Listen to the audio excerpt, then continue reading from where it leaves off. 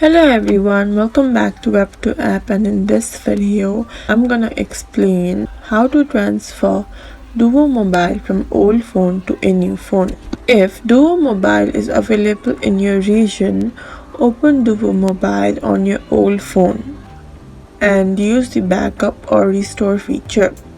Then you will need to install Duo Mobile on the new phone and follow the transfer instructions. Some accounts may require reactivation through your school or workplace.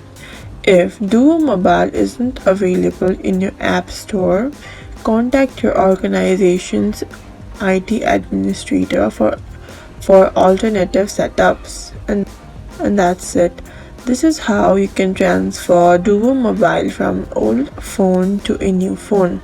And if this video helped, follow us for more tips and tutorials.